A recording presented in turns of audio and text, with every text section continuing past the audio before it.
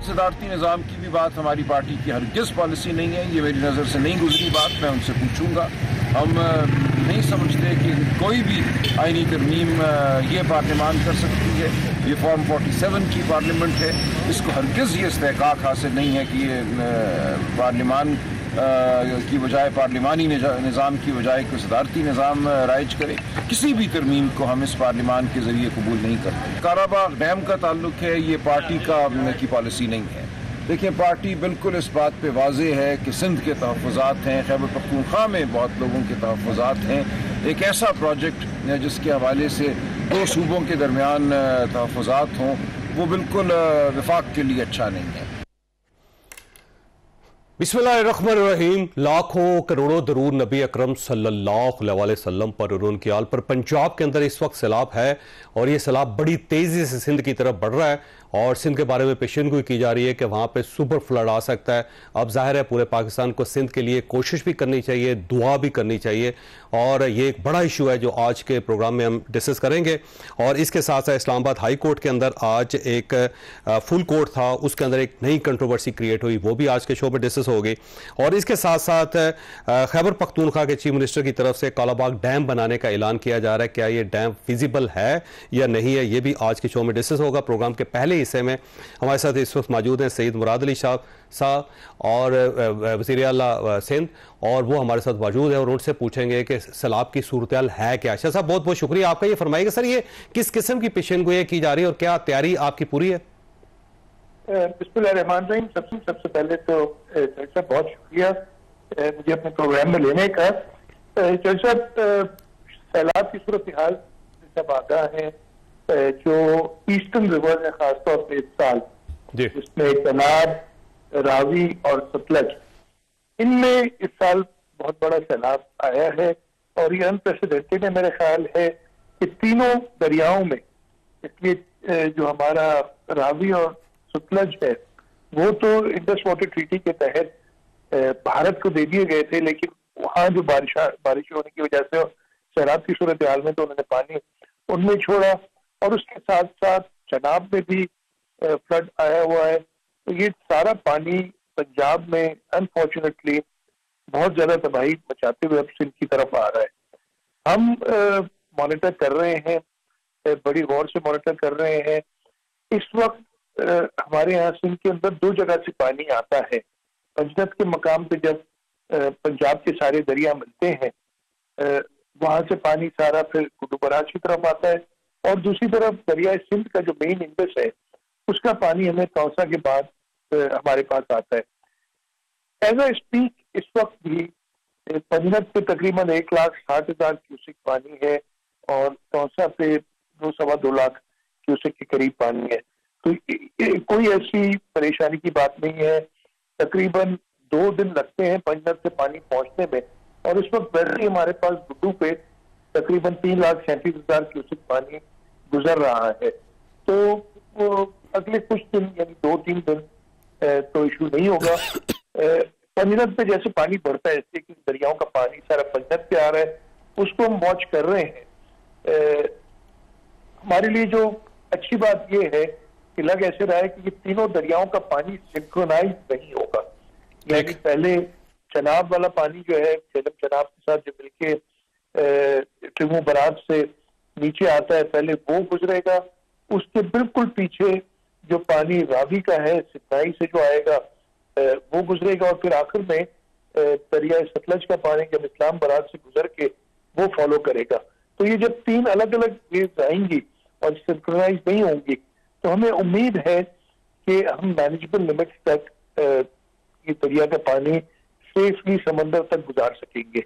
और ये फरमाइएगा शाह साहब, तैयारी आपकी पूरी है? क्योंकि कच्चे का इलाका जो बहुत ज्यादा मुतासर होने का खदशा है, बल्कि बार बार वार्निंग दी जा रही है एनडीएमए की तरफ से कि वहां बहुत ज्यादा तबाही हो सकती है और वहां से लोगों को एवैक्यूएट कर लिया आपने? वहां पे मशीनरी आपकी मौजूद है या नहीं? मैं आपको बताता हूँ। कर रहा था, हमने अपनी तैयारी, बिकॉज एनडीएमए ने 8 से 11 लाख प्रिडिक्ट किया हुआ था कुछ दिनों पहले क्यूसेक पानी आएगा गुड्डू बराज पे, और कुछ प्रिडिक्शंस तो थी कि 12 लाख से ऊपर भी जा सकता है। तो हमने उस सिलसिले में जो हमारा हाईएस्ट फ्लड होता है जिसको सुपर फ्लड कहते हैं, जो 9 लाख क्यूसेक के बाद ट्रिगर हो जाता है, उसकी तैयारी की हुई है। और उस सिलसिले में हमारी 3 प्रायोरिटीज है। सबसे पहली प्रायोरिटी है कि लोगों की जान और उनकी मवेशी उनको बचाया जाए। उसके बाद सेकंड प्रायोरिटी में हम चाह रहे, हमारी प्रायोरिटी ये है कि हमारे जो बराजेस हैं, सक्खर, गुड्डू और कोटली बराज, ये बचे। और आखिर में अगेन वेरी इंपॉर्टेंट कि हमारे बंद जो हैं वो महफूज रहे, कि दरिया का पानी बंदों के दरमियान रहे। इन सारी चीजों के बाद कच्चा बिल्कुल डूबेगा, पूरा डूबेगा। कच्चे में जो गांव हैं नॉर्मली वो एक एलिवेशन पे होते हैं। हमने क्या किया है कि बहुत अच्छी तरीके से, और ये अभी नहीं किया हमने, काफी सालों से ये काम कर रहे हैं और इसको अपडेट करते रहते हैं।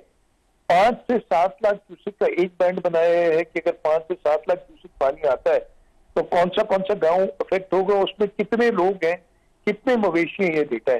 फिर हमने एक बैंड बनाया 7 से 9 लाख का और एक 9 लाख से ऊपर का। हमने जो पहला बैंड है उसकी इवैक्यूएशन तो शुरू कर दी है। लोग खुद से भी निकल रहे हैं, इसलिए उन्हें पता है कि वो डूबेंगे, अपने मवेशी निकाल रहे हैं। उससे ऊपर के लिए हमने पूरी तैयारी की हुई है, लोगों को इन्फॉर्म किया हुआ है। हमें कम से कम 2 दिन मिल जाते हैं। जब पंजत पे पीक आएगी उसके बाद हमें पता चलता है कि मैक्सिमम कितना पानी होगा। बारिंग वन थिंग कि बरसातें अगर इस मौसम में हो जाती हैं, इसी टाइम पे हो जाती हैं, तो फिर वो थोड़ा सा प्रिडिक्ट करना मुश्किल हो जाता है, इसलिए कि बरसातों का क्वांटम ऑब्वियसली आप इमीडिएटली नहीं देख सकते। अच्छा, ये फरमाइएगा, क्योंकि सैलाब इससे पहले पंजाब में आया, खैबर पख्तूनख्वा में आया, तो ये लोग इससे निपटना सीख गए हैं क्योंकि इन्होंने ज़ाहिर काम बहुत ज़्यादा किया है। तो इस वक्त क्या सिंध को ज़रूरत नहीं कि पंजाब के जो तजर्बा है उससे फ़ायदा उठाए, खैबर पख्तूनख्वा के तजर्बे से फ़ायदा उठाए? नहीं, मैं तो ये कहूँगा दोनों खैबर पख्तूनख्वा और पंजाब में बहुत ज़्यादा तबाही हुई है। इस वक्त हम अपने पंजाब के लोगों, पंजाब की हुकूमत के साथ हैं उनके इस मुश्किल वक्त में, और वो अपनी तरफ फोकस कर रहे हैं। बहुत अरसे बाद पंजाब में, और ये पहली बार हुआ है कि आपकी ईस्टर्न रिवर्स जो है ना, रावी और रावी में शायद 88 में आखिरी बार कुछ पानी आया था, और सतलज में पानी तो उससे भी पहले मेरे ख्याल आया हो। बहुत अरसे बाद हुआ है, तो उनके लिए एक मुश्किल वक्त है। दरिया सिंध में तो हम हर साल 2010 में तकरीबन 11.5 लाख क्यूसेक से ऊपर पानी हम गुजार चुके हैं गुड्डू बराज से। उस पर एक ब्रीच पड़ गया था जिससे बहुत ज्यादा नुकसान हुआ। 2022 का फ्लड था, वो मानसून फ्लड था, वो कच्चे में नहीं था, वो पक्के के इलाके में था। हमने पूरी तैयारी अपनी की हुई है। हमें मदद की जरूरत होगी तो हम बिल्कुल नहीं हिचकिचाएंगे। आज खुद भी प्राइम मिनिस्टर साहब ने मुझसे कुछ दिनों पहले बात भी की थी, और मैंने उन्हें यही कहा था कि जी हमें जो भी जरूरत पड़ी, और उन्होंने वॉज वेरी काइंड, उन्होंने कहा था कि जी हम जस्ट फोन कॉल अवे, अगर जरूरत पड़ते होंगे। इस वक्त मैंने क्या किया है, हुकूमत सिंध ने क्या किया है कि हमारे इरिगेशन मिनिस्टर खुद मौजूद हैं गुड्डू बराज और सक्कर बराज के रीजन में। मैंने दोनों बैंक्स पे मिनिस्टर्स की ड्यूटीज लगाई हैं। मैंने सूबाई असेंबली के निगरान जो इन दरियाओं के किनारों पे हैं उनको रिक्वेस्ट की है कि वो अपने कॉन्स्टिट्यूंसीज में हो। इरिगेशन में 9 लाख क्यूसेक के सुपर फ्लड की तैयारी की हुई है। जो कुछ भी ह्यूमनली पॉसिबल है तो हम कर रहे हैं। तजुर्बा भी है, इसलिए कि हम तकरीबन हर साल इस फ्लड से गुजरते हैं। अच्छा, शाह साहब ये फरमाइएगा, ये जो गंडापुर साहब है उन्होंने एक नई प्रपोजल दी, उन्होंने कहा जी कालाबाग डैम बनना चाहिए, हर सूरत बनना चाहिए, ये कौम के लिए जरूरी है।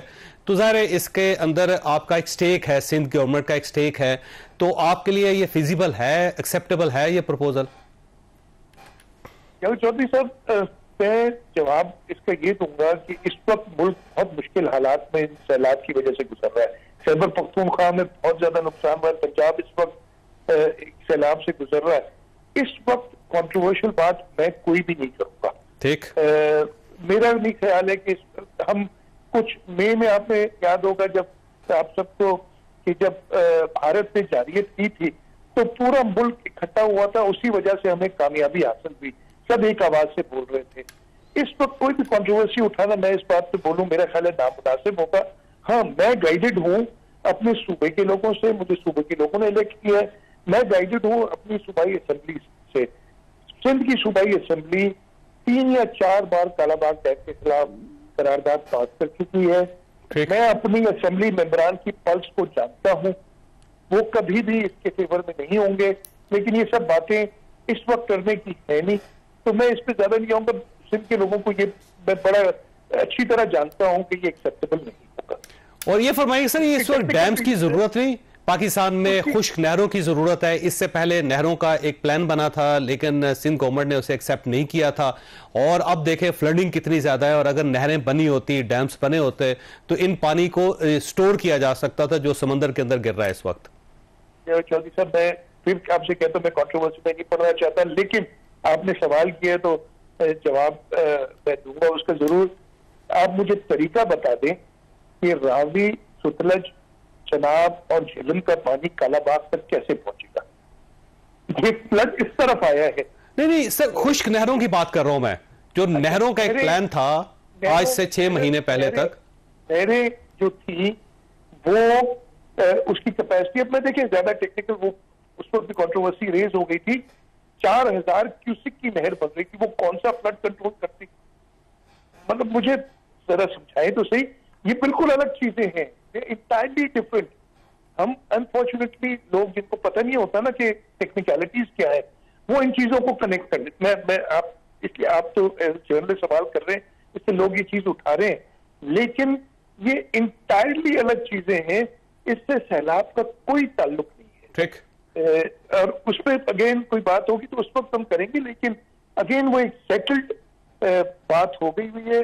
काउंसिल ऑफ कॉमन इंटरेस्ट ने उस पर फैसला किया है कि जो भी होगा वो सूबों की मर्जी से होगा, तो सारे सूबे जिस चीज पे राजी होंगे तो वही चीज बन सकती है। अगर कोई एक सूबा भी समझता है, और समझता क्या है, प्रॉपर टेक्निक, ये नहीं कि मुझे पसंद नहीं है, मुझे इसका नाम नहीं अच्छा लगता, विद प्रॉपर टेक्निकल रीजंस अगर फाइल कर लेते हैं, जो कि हमने किया था काउंसिल ऑफ कॉमन इंटरेस्ट को, तो इंशाल्लाह ताला मुझे पता है कि हम पाकिस्तान के सारे लोग, हमारी हुकूमत, हम सब मुल्क की बेहतरी के लिए काम करते हैं। कभी भी कोई ऐसा मंसूबा नहीं करेंगे जिससे किसी भी शख्स को नुकसान हो। ये भी गलत है कि जी अगर मुझे नुकसान है लेकिन पूरे मुल्क को फायदा, हम उस चीज पे जरूर जाएंगे, लेकिन ये ऐसे प्रोजेक्ट से मेरा ये ख्याल है, और हमने उसको टेक्निकली प्रूव किया था कि मुल्क के फायदे में। ठीक। अच्छा, ये फरमाइए, आखिरी सवाल आपसे शाह साहब, पिछले दिनों जब काउंसिल ऑफ कॉमन इंटरेस्ट का इजलास हुआ था तो उसके अंदर भी मेरी इंफॉर्मेशन के मुताबिक गंडापुर साहब ने ये कालाबाग डैम की बात की थी, और शायद ये अकेले चीफ मिनिस्टर थे जिन्होंने इसके ऊपर बात की थी कि ये बनना चाहिए। मैं आपको कैटेगोरिकली कह सकता हूं कि काउंसिल ऑफ कॉमन इंटरेस्ट के इजलास में ऐसी कोई बात नहीं। ठीक हो गया। काउंसिल ऑफ कॉमन इंटरेस्ट का आपने जिक्र किया, काउंसिल ऑफ कॉमन इंटरेस्ट के इजलास में ऐसी कोई बात नहीं थी। उसके मिनट्स भी इशूड हैं, आई थिंक वो कॉन्फिडेंशियल होते तो शायद, लेकिन उसके मिनट्स भी इशूड हैं, उसके कोई ऐसी बात काउंसिल ऑफ कॉमन इंटरेस्ट में नहीं। और ये गंडापुर साहब ने गलत इशू गलत टाइम पे उठा लिया, आपका क्या ख्याल है? मैं देखिए, गंडापुर साहब इलेक्टेड चीफ मिनिस्टर है अपने सूबे के, मैं ये नहीं कहूंगा कि उन्होंने गलत बात की है।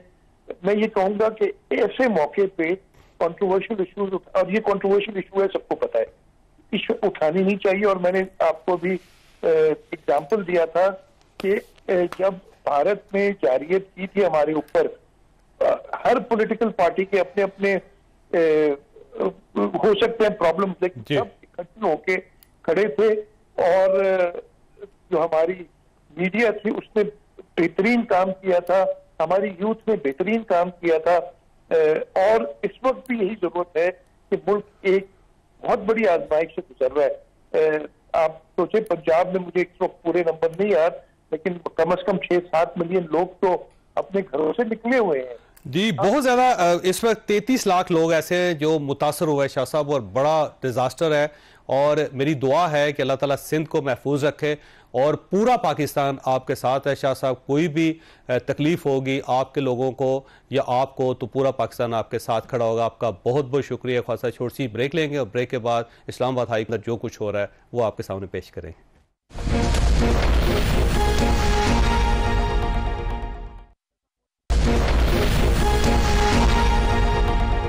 प्रोग्राम में दोबारा खुशामदीद। प्रोग्राम के इस हिस्से में हमारे साथ तशरीफ रखते हैं अतर काज़मी साहब और आमिर इलियास राना साहब। दोनों बड़े मशहूर जर्नलिस्ट हैं, आप इनको अच्छी तरह सुनते रहते हैं और बहुत ही सेंसिबल गुफ्तगू करते हैं। आज इस्लामाबाद हाई कोर्ट के अंदर एक नया इशू डेवलप हुआ है और आज फुल कोर्ट था। वहाँ पे 2 जजेस ने उससे पहले chief justice of Islamabad high court को ख़त लिख दिया और उसके अंदर उन्होंने कहा जी कि आपका कंटेंट जो है वो ठीक नहीं है, आपका रवैया ठीक नहीं है, मैं ज़्यादा बेहतर तरीके से कह सकता हूँ। और उसके साथ साथ बहुत ज़्यादा एतराज़ात किए गए। फिर उसके बाद इजलास हुआ, इजलास में 35 मिनट के अंदर फैसला हो गया और एक नया क्राइसिस है जिसको पाकिस्तान तहरीक इंसाफ बहुत ज़्यादा सपोर्ट कर रही है और ये कह रही है कि बस ये सिस्टम ख़त्म हो गया। क्या ये वाकई सारी बातें दुरुस्त हैं या नहीं? तो सबसे पहले आमिर इलियास राना साहब आपके पास आ, तो ये हो क्या रहा है जी इस्लामाबाद हाई कोर्ट के अंदर? कुछ अरसे बाद दोबारा हो जाए। वाकई जो सब बहुत बड़ा क्राइसिस है। सिस्टम खत्म हो गया पीटीआई के लिए, क्योंकि वो इमरान खान ने जो पिटीशन की थी इन्हीं जजों के लिए सुप्रीम कोर्ट में, उसमें लिखा था कि ये वो जज हैं जो पीटीआई के हक में फैसला करते थे। तो क्राइसिस तो है, इसमें तो कोई शक नहीं। ठीक है, यानी सीधी सी बात है ना, क्योंकि ये दूबदू लड़ाई है इस वक्त जजेस के अंदर आपस में। आज 5-6 से फैसला हुआ है और एक जो पहले इनके साथ सिग्नेटरी जज थे वो भी दूसरी तरफ बैठे, दूसरी साइड पे चले गए। ठीक है। अच्छा, अब बात यह है कि किसी की भी इंतहा ठीक नहीं होती। मियाना रवि हर 2 सूरतों में ठीक होती है। जब पहले जजेस केस आया, जैसे सुप्रीम कोर्ट में हो रहा था कि गुड टू सी यू, ले आओ, हम बैठे हुए हैं, तो यहाँ पे भी यही एक तासुर बन गया था। और आपके प्रोग्राम समेत मैं हर जगह ये बात कह रहा था कि 190 मिलियन पे सजा तब होगी जब इस्लामाबाद हाई कोर्ट में तब्दीली आ चुकी होगी, क्योंकि क्लियर हो गया था कि इधर जाएंगे, इधर पहले सजा सस्पेंड होगी और फिर खत्म हो जाएगा। ये तासुर क्यों था? ये मेरा और आपका काम नहीं था, ये मुअज़्ज़िज़ अदलिया के उन जज साहिबान का था जो ग्रुपिंग में चले गए अपने चीफ जस्टिस पे। आज पीटीआई के वकला से पूछें कि जस्टिस आमिर फारूक को ये याद करते हैं कि नहीं कि कितने फैसले उन्होंने इनके हक में दिए और ये सबसे ज्यादा उनके खिलाफ बात करते थे। अब डोगर साहब को ये नाम ले लेके ना उसका, और अब ये जाजिम को, अब ये नहीं, अब ये इन्होंने खुद फील कराया कि किसी भी चीज में इंतहा नहीं होनी चाहिए थी, ना उन जजेस की तरफ से होनी चाहिए थी, ना सियासी जमातों की तरफ से होनी चाहिए थी। अब आज जो कुछ हुआ है ये कोई नई बात नहीं है, ये सबको पता था। अब वो जो थोड़ी बहुत कसर थी रूल्स में, प्रैक्टिस एंड प्रोसीजर एक्ट के तहत, वो पूरी कर दी गई है। और जो सुप्रीम कोर्ट में हो रहा है, इजलास से पहले रूल्स मंजूर हो गए और उसके बाद फिर इजलास हुआ। नहीं, देखें सुप्रीम कोर्ट ये अब यही बात है ना, जब ये फैसला दे देते हैं हतमी तौर पे किसी का, चाहे वो फांसी का हो चाहे किसी का फैसला हो सुप्रीम कोर्ट में, मैं और आप क्या कर सकते हैं कि जी हो गया सुप्रीम कोर्ट का फैसला। अब ये चीफ जस्टिस इनने जिस तरीके से किया, अभी इनकी अपील बाकी है सुप्रीम कोर्ट के अंदर, वो जब भी लगेगी फैसला होगा कि जी हमारी सीनियरिटी मुतासिर हुई नहीं हुई। लेकिन हम तो आज के हालात पे बात करेंगे ना कि इनके पास अब कोई सीनियर जजेस के पास अथॉरिटी नहीं रही कि जब दिल करता था, जैसे वो आपको याद होगा मरहूम शेख साहब थे जो सुप्रीम कोर्ट में, वो कहते थे अडियाला जेल में जगह खाली है प्राइम मिनिस्टर के लिए, और किस वक्त जिस फाइल को वो चाह रहे थे उनके दफ्तर में पड़ी थी। और ये बात मैं इसलिए नहीं कह रहा कि मैंने मरहूम कह दिया, मैंने उससे अगली अजमत सईद शेख साहब जो नैब के प्रोसिक्यूटर भी रहे, मैंने अगले दिन खबर फाइल की थी कि उनकी टेबल पे इतने बजे फाइल मौजूद थी जिसपे गुस्सा था, लेकिन वो गुस्सा एक प्लानिंग के तहत था कि प्राइम मिनिस्टर नवाज शरीफ को गंदा करना है, खराब करके सारे जजेस ने एक प्लान किया हुआ था बहाने से। अब ये जो हाई कोर्ट में हो रहा है ये भी वही कुछ हो रहा है। अब आप कभी कहते हैं मैं वज़ीर आज़म को ये कर दूंगा, नोटिस देते हैं, अब आपस में रसाकशी है ना, तो जज जाने और ये जाने, हम क्या करें, आपस में लड़े फिर। बिल्कुल सही। अच्छा, इसमें ना काज़मी साहब बड़ी दिलचस्प बात है कि 11 जजेस है, 11 के 11 इस फुल कोर्ट में शामिल थे, मौजूद थे, और जो फैसला इनको अंदर बैठ के करना चाहिए था वो खतों के जरिए कर रहे हैं। खत पहले निकल आए और अंदर जो सूरत हाल है वो आपके सामने। अगर फर्ज कर लें जजेस ये महसूस करते हैं कि चीफ जस्टिस गलत कर रहे हैं तो उन्हें चाहिए कि अपनी प्रॉपर लॉबिंग करें अंदर और अपने साथ साथी जजों को शामिल करें और वहां पे फैसला कर लें बैठ के। देखिए, एक तो आई डोंट नो कि वो किस हद तक लॉबिंग कर सकते हैं और किस तरह अंदर सिस्टम चलता है। साथी जजेस है ना, उनको राजी किया जा सकता है। पर देखिए ना, ये एक आईनी इदारा है, लॉ के मुताबिक, क़वाइद और ज़वाबित के मुताबिक अदालतें चलती हैं। कोई कौंसलर तो उधर मुंतखब नहीं करना कि 4 वोट ज्यादा हो जाएंगे।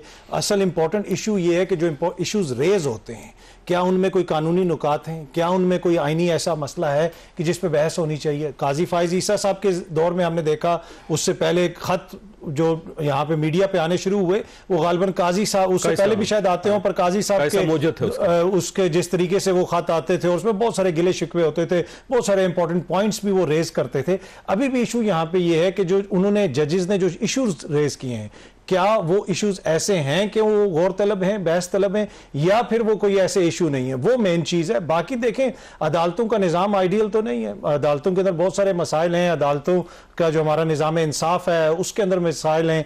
फिर अगर सीनियर मोस्ट जजेस जो हैं उनके सामने कोई सिंगल बेंच वो नहीं बन सकता, उनके सामने इंपॉर्टेंट मुकदमात नहीं लग सकते, तो वो कौम जो IMF से $1 लेती है, क्यों उनको इतनी बड़ी तनख्वाहों पे फिर रखा हुआ है? अगर कोई अहल ही नहीं है इसके, खुदा न खास्ता, मैं कतन ये नहीं कह रहा वो नहीं है, लेकिन आप अगर इस तरह उनको अलहदा कर लें, यही हाल आपके। अब तो चीफ जस्टिस का इख्तियार है जिसको केस देते हैं, तरमीम हो चुकी है, सारी तब्दील हो चुका है कानून। देखें वो तो ठीक है, लेकिन एक कानून की रूह होती है और एक आइन की जो है वो विल होती है, उसको आपने वहां पे लगाना होता है, उसके मुताबिक चीजों को करना होता है। चीफ जस्टिस साहब भी किसी का आइन और कानून और कायदे के मुताबिक करते हैं ना। ये तो नहीं हो सकता कि एक सीनियर मोस्ट जजेस हैं वहां पे, उनको आप बिल्कुल इग्नोर कर दें। अगर वो काम ठीक नहीं कर रहे तो फिर तो वो घर जाएं। इसी तरह नहीं केसेस है ना, वो क्यों सीनियर चाहते हैं कि पॉलिटिकल केसेस उनके पास आए?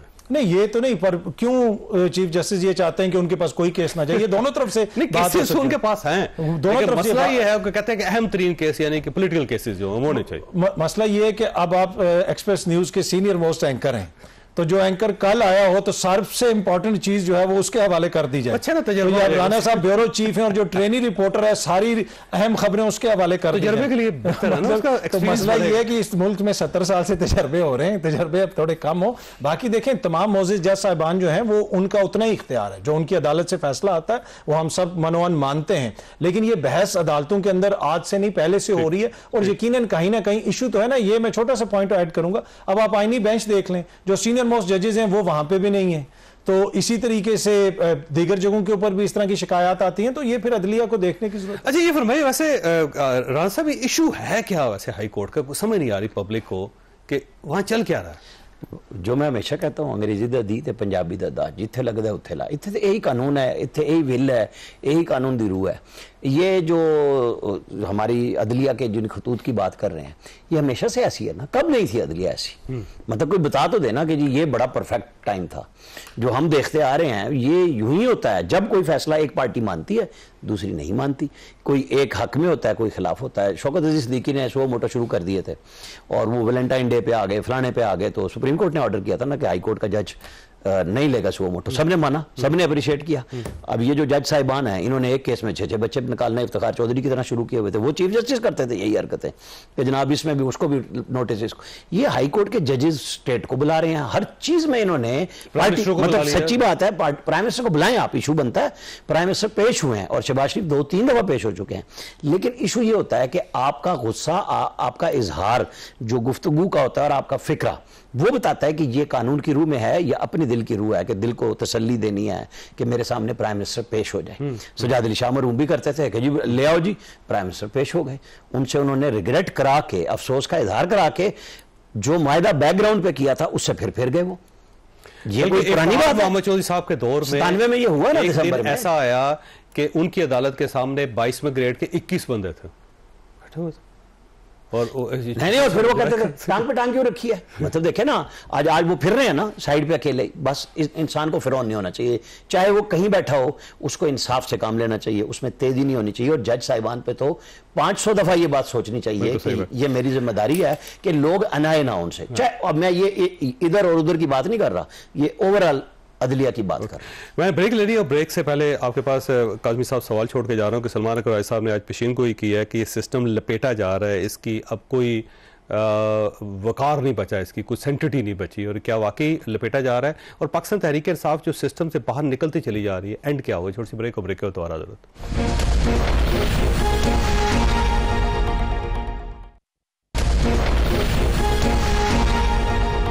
प्रोग्राम में दोबारा खुशामदीद। काज़मी साहब ये फरमाइए कि ये सिस्टम लपेटा जा रहा है, सलमान अकबर साहब ने पेशीनगोई कर दी है और साथ ये खुद निकल रहे हैं, स्टैंडिंग कमेटी छोड़ दी, कौमी असम्बली से बाहर आके बैठ के। अब मुझे लगता है कि शायद कौमी असम्बली इस्तीफा ही दे दें। देखिए, सिस्टम जो है वो आइन और कानून के ताबे होता है। सिस्टम इस तरह तो नहीं लपेटा जा सकता, लेकिन क्या सिस्टम वो डिलीवर कर रहा है? ये सिस्टम चंद शख्सियात के लिए तो नहीं है कि सलमान अकरम राजा साहब क्या चाहते हैं या शहबाज शरीफ साहब क्या चाहते हैं। ये पूरा जो निज़ाम है ये 25 करोड़ अवाम के लिए है। क्या ये निज़ाम 25 करोड़ अवाम के लिए डिलीवर कर रहा है? मेरा नहीं ख्याल कि कोई भी सियासी जमात खड़ी होकर ये बात कर सकती है कि 25 करोड़ अवाम के लिए ये सिस्टम डिलीवर कर कर रहा है। तो ये सिस्टम तो मेरे ख्याल में इसने अपने आप को लपेटना खुद ही शुरू किया हुआ है। जब आपका जो सबसे बड़ा सेगमेंट है जिसके लिए आपने काम करना है, आप उसी को केटर नहीं कर सकते, तो फिर सिस्टम तो किस काम का है। अभी पहले हमने अदलिया की बात की, जज साहिबान के अपने इख्तलाफात हैं, लेकिन क्या इन अदालतों से आम बंदे को इंसाफ मिल रहा है? आम बंदे को कितनी देर बाद इंसाफ मिलता है? तो मेरे ख्याल में सिस्टम जो है वो तब ही लपेटा जाता है जब सिस्टम अवाम के लिए डिलीवर नहीं कर सकता। अब वो सिस्टम की कोई भी शक्ल हो सकती है, लेकिन वो कोई भी शक्ल हो, जब तक वो अवाम के लिए केटर नहीं करेगा, वो चौधरी साहब वो इररेलेवेंट होगा। और अनफॉर्चुनेटली, बदकिस्मती से यहां पे अक्सर हमने यही देखा है। सिर्फ अब इररेलेवेंट हो रहा है, आज से 3 साल पहले नहीं था। ये तो आज से 78 साल पहले भी था।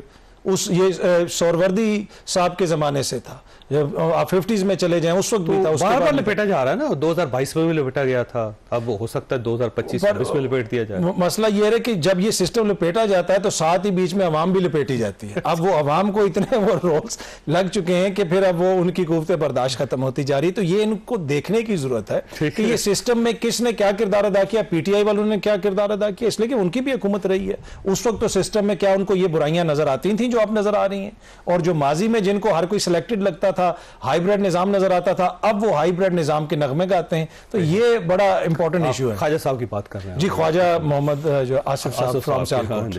अच्छा, राना साहब ये फरमाइएगा, ये पाकिस्तान तहरीक इंसाफ ने फैसला कर लिया दोबारा असेंबली से बाहर चले जाना है? ये हाइब्रिड सिस्टम पे मैं थोड़ी सी करना चाह रहा हूँ। जो अनीब अब्बासी साहब और ख्वाजा आसिफ साहब एक दूसरे के लत्ते ले रहे हैं पार्लियामेंट में खड़े होकर, लड़ाई ये जो है ना, ये नजर आ रहा है कि ये क्या इश्यूज हैं। अब देखें, उन्होंने जिस कंपनी के खिलाफ शिकायत की, ख्वाजा आसिफ साहब ने, के $मिलियन के जो है ना बेड़ा गर्क कर दिया।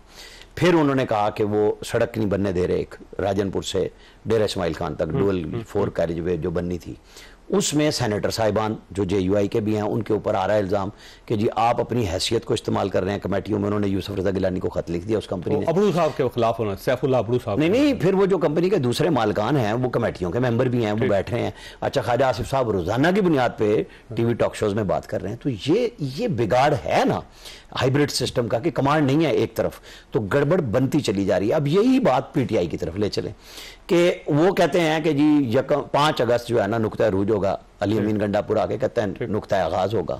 अब जनाब वो कहते हैं कालाबाग डैम नहीं बनना, वो कहते हैं जी बनना इस पाकिस्तान के लिए जरूरी है और मैं तो पैसे देने के लिए तैयार बैठा हूं सबसे पहले, क्योंकि जो है DI खान और उस एरिया में वो इरीगेशन 24 लाख कनाल की बन जानी है। तो ये कोई बुरी बात नहीं है। अगर एक वजीर आला डिबेट करता है तो उसको लिसानी बुनियादों पर या पार्टीबाजी पे न डालें। पाकिस्तान की जरूरत तो है ना, अच्छी बात कर रहा है और अच्छी, मैं इस सेंस में कह रहा हूं दिल करके करें बात। वो अपनी पार्टी में उन्होंने कल में मिला, जब उन्होंने कहा कि मैं इमरान खान साहब से मिलना चाह रहा हूं, अगर वो कह देंगे कि नहीं बात करनी तो मैं रोक दूंगा। लेकिन उससे पहले मैं ये कहूंगा, चाहे वो बुरी लगे या अच्छी लगे, कि डैम हमारी जरूरत है, हमें बनाना चाहिए, सूबों में बात करनी चाहिए। सिंध का डाटा मौजूद है, पानी का हमारा रिकॉर्ड मौजूद है 1991 का, तो उसको देख के करें। अच्छा, अब ये जो सिस्टम लपेटने की बात है, अच्छा क्या वो सिस्टम PTI के लिए लपेटा जाएगा या वो आज की हुकूमत के लिए लपेटा जाएगा? तो थर्ड पार्टी तो मौजूद है, तो फिर आप उसका नाम नहीं लेते, फिर आपको क्या फायदा होगा? आप किसको बता रहे हैं? जाके बैठ जाए उनके साथ कि जनाब सिस्टम जा रहा है, ये हाइब्रिड की बात ना करो, हम आपके साथ खड़े हैं, फैसले करो। तो जुर्रत करें ना। ये जो बाहर बैठे हुए, अंदर बैठे हुए अपने PTI के लोगों को निकलवाने के चक्कर में है कि रोजाना की बुनियाद पे प्रेशर हो रहा है, कमेटियां छोड़ दो। भाई क्यों छोड़ दो? आप इलेक्ट हो क्या है ना, आपकी बात सुनी जाए या नहीं सुनी जाए हैं तो आपको कमेटी में बैठना चाहिए। नहीं, आप लोगों ने रिग्रेट किया कि हमने कौमी असेंबली भी क्यों छोड़ी, उस वक्त हमने 2 सूबाई असेंबलियां भी क्यों छोड़ी। लेकिन अब ये लड़ाई शुरू हो गई है इलेक्टेड वर्सेस नॉन इलेक्टेड, कि जी किसका इख्तियार है किसका नहीं है। मतलब इनके लोग मिलना चाहते हैं, गवर्नमेंट के साथ बात करके रास्ता बना रहे हैं। तो ये हर तरफ यही काम है। सही। काज़मी साहब, आखिरी सवाल, ये पाकिस्तान तहरीक इंसाफ चाह रही है असेंबली छोड़ के? नहीं, फिलहाल तो मुझे नहीं लगता, पर ये मुशावरत वो जरूर कर रहे हैं। और खैबर पख्तूनख्वा की हुकूमत छोड़ने का तो उनका कोई इरादा नहीं है। उस दिन हमने वज़ीर आला साहब से भी ये पूछा, लेकिन वज़ीर आला का इरादा नहीं है, हो सकता है इमरान खान साहब को। नहीं, खैबर पख्तूनख्वा की हुकूमत तो मुझे नहीं लगता कि वो छोड़ेंगे। लेकिन इधर से भी असेंबलियों से भी कुछ इस्तीफे देने की कोई बात नहीं हुई। उस तरह कमेटी वगैरह से वो निकले हैं। महमूद अचकज़ई साहब को वो बनाना चाहते हैं कायदे हिज़्ब इख्तिलाफ। देखिए ना, इस सिस्टम के अंदर रहते हुए सिस्टम उनके साथ किस तरह डील कर रहा है, ये भी तो चौधरी साहब आपको देखना पड़ेगा कि एक लोअर कोर्ट से आपको सजा होती है। कि पाकिस्तान की तारीख में कभी ऐसा हुआ है कि कायदे हिज़्ब इख्तिलाफ कौमी असेंबली से, सेनेट से, सबसे बड़े सूबे पंजाब से एक वक्त में अदालत से सजा पाए और उनको इस तरह फारिग कर दिया जाए? माजी के अंदर यहाँ पे कितनी दफा सजाएं हुई हैं, मैं और कितनी दफा, लेकिन यहाँ वज़ीर आज़म को भी इस तरह फारिग किया। जी जी बिल्कुल। वो कहते हैं कि पाकिस्तान में वज़ीर आज़म के पास सिर्फ 2 ही ठिकाने होते हैं, या वो तो देखिए ना इक़्तिदार में होता है, सुप्रीम कोर्ट से मामला शुरू हुआ था, लेकिन अब तो जिस तरफ चीजें जा रही हैं तो मेरे ख्याल में आखिर में तो कोई पटवारी नायल कर दिया गया। अच्छा, मैं दोनों मेहमानों का शुक्रगुजार हूं। कसद कल कोयटा के अंदर एक बड़ा खौफनाक वाकया पेश आया, एक खुदकुश हमला हुआ, उसके ऊपर हम बात करेंगे छोटी सी ब्रेक के बाद।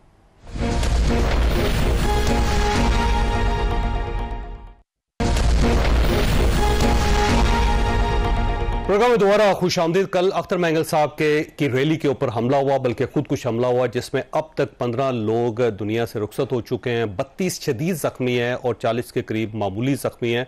लेकिन ये बहुत बड़ा वाक़या है और उसके साथ साथ आज बलूचिस्तान गवर्नमेंट की तरफ से कुछ नोटिफिकेशन भी जारी हुए हैं। बलूचिस्तान गवर्नमेंट का ये कहना है कि 6 सितंबर तक हालात बहुत ख़राब हैं। 22 इस किस्म की थ्रेट्स पूरे कोयटा के अंदर मौजूद हैं। तो हमारे साथ इस वक्त सनाउल्लाह बलोच साहब तशरीफ रखते हैं, BNP मैंगल के साथ इनका ताल्लुक है, उनके लीडर हैं और कल ज़ाहिर जलसे में मौजूद थे। बलोच साहब बहुत शुक्रिया आपका। ये फरमाइएगा, लोकल इंतजामिया का ये कहना है कि आपको बार बार रोका गया था कि आप ये जलसा ना करें क्योंकि इसके ऊपर अटैक का खतरा है। जावेद चौधरी साहब, लोकल इंतजामिया में क्यों रोकती है? बलूचिस्तान में 80 अरब रुपए सालाना जो है वो लॉ एंड ऑर्डर पर, अमन और अमान बरकरार रखने के लिए खर्च होते हैं। ये सूबाई हुकूमत का बजट है। इसमें हमारी लॉ इन्फोर्समेंट एजेंसीज है, जिसमें फ्रंटियर कोर के 80,000 के करीब अफराद है, हमारी पाकिस्तान की आर्मी है, इंटेलिजेंस एजेंसीज हैं, कोस्ट गार्ड है, मैरीटाइम सिक्योरिटी एजेंसीज हैं, IB है, बाकी आपकी CTDA। आप अंदाजा लगाएं, अरबों रुपए बलूचिस्तान में लेके आप बलूचिस्तान के अंदर अवाम को उनकी इज़हार राय की पाबंदी, उनको कहते हैं कि जी आपका आइन के मुताबिक जो आपका हक है सियासी जलसे जुलूस करने का, वो ना करें। इनको इस्तीफा दे देना चाहिए था। ये जो लोग सरकार से महीने के 2-4 लाख, 6 लाख, 10 लाख रुपए तनख्वाहें लेती हैं, 3-3 करोड़ रुपए की गाड़ियों में बैठे हुए हैं, इनको ये नौकरी छोड़ देनी चाहिए। आप कल बलूचिस्तान का 10 अरब रुपए का बजट रखें, इन सारे जो निकम्मे लोग हैं इनको आप ओहदों से हटाएं। मैं आपको बलूचिस्तान के अंदर तारीखी तौर पर जो अमन कायम था वो अमन कायम करके दिखा दूंगा। ये खामखा की बातें हैं। लोगों को कहते हैं आप जलसा ना करें, किसी को कहते हैं जुलूस ना करें, किसी को कहते हैं बयान ना लिखें, किसी को कहते हैं असेंबली में तकरीर ना करें, किसी को कहते हैं आप वोट सीधा डालें तो हम उसका उल्टा रिजल्ट निकाल देंगे। ये मुल्क किस तरह चलते हैं? लोगों को जलसे जुलूस करने से रोकते हैं। खुदकुश हमलावर को आप रोक नहीं सकते। ये खुदकुश हमलावर ने सिर्फ जाने बचाना, आम आदमी की जाने बचाना भी फर्ज है, और अगर आपकी गलती से आम आदमी की जान चली जाएगी तो आप ही का नुकसान है, आपके सूबे का नुकसान है, आपके कबीले का नुकसान है। वो मैं 100 साल से जलसे जुलूस कर रहे हैं। अंग्रेज के वक्त में हम जलसे जुलूस कर रहे थे, अखबारात में लिख रहे थे। ये कोई नई बात नहीं है कि पाकिस्तान में आके हमने जलसे जुलूस शुरू कर दिए हैं। बलूचिस्तान के साथ जो ये ज्यादती है उसको आपको तहकीक करनी चाहिए। सरकार के एक बयान को जवाब बनाकर बलूचिस्तान के अंदर लोगों की आजादियों पर कदगनी लगाया जा सकता है। हमने जलसे जुलूस के लिए इनको लिखा। बलूचिस्तान के अंदर आज मैं आपको बताता हूं, आज से 10 मई को इन्होंने एक प्रोग्राम किया जिसपे एक रात के लिए 30 करोड़ रुपए खर्च किए।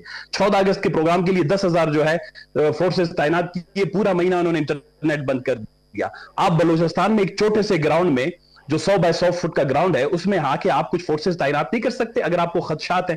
ये अगर इस तरह की तंजीमें हैं जो इस तरह की तखरीबकारी और दहशतगर्दी करते हैं, इन्होंने सिर्फ बलूचिस्तान के इन गरीब लोगों का ही घर देखा है जो वैसे ही नंगे पैर हैं, जिनके बदन पर पूरे कपड़े नहीं हैं, जिनके घर में खाने को नहीं है। पाकिस्तान में ये तखरीबकारी के लिए ये तखरीबकारों को कोई और जगह नहीं मिलती। मैं तो दाइश वालों को कहता हूं आके जरा देखें, जिन लोगों के घर आपने बर्बाद तबाह किए पाकिस्तान के अंदर, अगर किसी से बदला लेना है तो कम से कम वो भी आप सोच समझ के लिए किया करें कि इस मुल्क के अंदर ज्यादती करने वाले कौन हैं, बेइंसाफी करने वाले कौन हैं। आपको अब रोक दिया गया है कि अब बलूचिस्तान के अंदर या कोयटा के अंदर जलसे नहीं होंगे, लेकिन क्या आप इसके बावजूद जलसे करते रहेंगे या फिर ये जो एडवाइस है इसके ऊपर अमल करेंगे आप?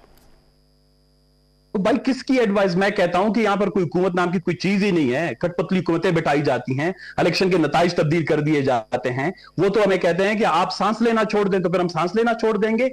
तहरीर और तकरीर किसी माशरे के सांस के बराबर होता है। कोई भी माशरा, कोई भी सिविलाइज्ड माशरा, कोई भी मुहज़्ज़ब माशरे में तहरीर की, तकरीर की, जलसे जुलूस की पाबंदी ऐसे है जैसे आप किसी का गला दबा रहे हो। तो लोग अपनी बात कहां करें? पहाड़ों पे जाके करें। जो जमहूरी हुकूमतें हैं उनको आपने उनके तमाम तरह रास्ते बंद कर दिए, असेंबलियों के रास्ते बंद कर दिए, आपने जो है पार्लियामेंट के रास्ते बंद कर दिए, इलेक्शन के रास्ते बंद कर दिए। अभी वो गरीब से टूटे फूटे किसी ग्राउंड में जलसे के भी आपने सारे रास्ते बंद कर दिए। तो आप मुझे बताएं, इसको जेल डिक्लेयर करें और कहें कि आप लोग सब कैदी हैं, लिहाजा कादी को उस मैनुअल के मुताबिक किसी की इजाजत नहीं है। 100 कोई आए ना, कोई नेशनली आके ऑडिट करे, 100 अरब रुपए बलूचिस्तान के कहां जाते हैं? सिक्योरिटी थ्रेट्स हैं, सिक्योरिटी इश्यूज मसला है और इस वजह से रोका जा रहा है। वैसे तो जाहिर है हर आदमी को आज़ादी है, वो पूरे पाकिस्तान के अंदर किसी जगह पे भी जलसा करे, जुलूस निकाले, रैली निकाले, कोई शख्स उसको रोक नहीं सकता। लेकिन अगर किसी का सिक्योरिटी कंसर्न हो तो फिर थोड़ी सी एहतियात तो करनी चाहिए, मेरा ख्याल है। हाँ, बात करते हैं इस पे, सिक्योरिटी कंसर्न क्यों है, क्यों फ्रंट लाइन प्रोविंस हमें बनाकर आप जो है अमेरिका की जंग में आप कूदते हैं, दाखिली पॉलिसी आप बनाते हैं, खारजी पॉलिसी आप बनाते हैं, माइंस एंड मिनरल्स को आप जाके बाहर बेचते हैं। आप अभी जो डेलीगेशन है उसकी सिर्फ तस्वीरें अपना लगा के देखें, उसमें मुझे कोई एक बलोच, कोई एक पश्तून, कोई एक सिंधी भी दिखा दे, मैं आपको मान लूंगा। जब बलोचिस्तान के वफाकी जो इलाके हैं दरपदर है, जहां पर खुदकुश हमले हो रहे हैं, यहां पर बेरोजगारी है, बदहाली है, इनके वसाइल पर कब्जा है, यहां पर ये जो बदमनी है इसकी वजह तो खुद बेचारे बलोच तो नहीं है, इनके तो पटे पुराने कपड़े हैं। इन्होंने कौन सी खुदा न खास्ता दाइश वालों को कोई तकलीफ दी है, या इन्होंने ड्रोन से दाइश वालों पर हमले किए हैं कि वहां के जो केची बेग में हमला करते हैं। अगर देखें, चीजों को कंटेक्स्ट में देखने की जरूरत है। पाकिस्तान के इस वफाक की जो बीमारी है, इसकी रीढ़ की हड्डी में जो खराबियां हैं, आप जैसे दोस्त मैं उसको मशवरा देता हूं कि आप उस रीढ़ की हड्डी और की कमजोरी और खराबी पर जाके इसको बात करें कि इस फेडरेशन में क्यों सिर्फ 70 साल से हमारे बच्चों पर, हमारे जो है नौजवानों पर, हमारे सियासी कारकुनों पर, हमारे अकामरीन पर हमले होते हैं, जेलें होती हैं, तकलीफ होती है, फांसियां होती है। इस वफाक में जब तक आपने इन चीजों को तफसील से आप इसमें नहीं गए हैं, इस वफाक में, ये पाकिस्तान छोटा सा मुल्क है, बलोचिस्तान आधा पाकिस्तान है, आपको तकलीफ, आपको कभी भी इस पाकिस्तान में जो है आप तरक्की नहीं कर पाएंगे, सियासी इस्तेकाम हासिल नहीं कर पाएंगे, खुशहाली हासिल नहीं कर पाएंगे, यगानियत और यकसानियत हासिल नहीं कर पाएंगे। ये मौके होते हैं, इन पे बजाय कि किसी सरकारी ऑफिसर के स्टेटमेंट के इसको एक कौमी साना समझना चाहिए था। लेकिन आज आपकी मीडिया पे पाबंदी है कि बलोचिस्तान के बारे में बात ना करें, किसी को बात करने ना दे, किसी की जो है अगर वो आपको पूरा मौका दिया आपने, जो चाहा आपने कहा, और वो ऑन एयर हो रहा है इस वक्त, तो इससे ज्यादा आजादी क्या होती है? आपकी मोहब्बत है। देखें, कुछ लोगों ने तो ये खबर भी जो ये कि जी 15 अफराद शहीद हुए हैं, ये इसको भी देखें आप 10 मिनट के बाद उनके हेडलाइन में जो है जाके पता नहीं कोई जगह बना पाता है, नहीं पता। हमें इससे गिला नहीं है, हमें अपनी हैसियत का अंदाजा है। इस मुल्क में हमारी जो शहरी हैसियत है दूसरे या तीसरे दर्जे की, हमने 70 सालों से वो कबूल भी किया, उस कबूलियत के बावजूद भी हमें जीने नहीं दिया जा रहा। आपने कहा कि जी असेंबली में आपकी तादाद कम होगी, हम आबादी की बुनियाद पर आपको जीने का देंगे। पता नहीं किसने कह दिया कि आपकी कोई हैसियत नहीं है, आपकी खबर फ्लैश हो रही है कल से, जी हमारे माथे पे आप लोगों ने आपको पूरा मौका दिया, अनइंटरप्टेड मौका दिया। हाँ जी, मैं यही कह रहा हूं कि माथे का झूमर है, इसीलिए हमारे माथे पे आप लोगों ने सुर्ख जो है माथे पे हमारा वो दाग लगा दिया। हमें ऐसी झूमर, हमें बराबरी चाहिए, भाईबंदी चाहिए, मसावात चाहिए। बलोचिस्तान की जो तकलीफ और मुश्किलात है, इन पे एक संजीदा गुफ्तगू चाहिए, एक नेशनल डिबेट चाहिए। ये नहीं होगा जावेद साहब, आप बहुत संजीदा हमारे दोस्तों में से हैं, आप किताबों में, तारीख में, तहजीब में, तमद्दुन में, रियासतों में इनकी तबाही, रूज और जवाल के जब सारी दास्तानें बोलते रहते हैं, पढ़ते रहते हैं, तो पाकिस्तान की मुक्तदरा को, पाकिस्तान की इंटेलिजेंसिया को, उसके जो पढ़ने लिखने वाले लोगों को बताएं कि टिकटॉक से या इस शोशा की दुनिया से निकलकर बलोचिस्तान के गम को, तकलीफ को समझने की कोशिश करें। वो आधा वफाक है। आपका बहुत बहुत शुक्रिया ख्वाजा साहब, आपने गुफ्तगू सुनी, फैसला अपने अल्लाह ताला आप और आपके अहल खाना को किसी मुसीबत से महफूज रखे। अल्लाह हाफिज एंड पाकिस्तान जिंदाबाद।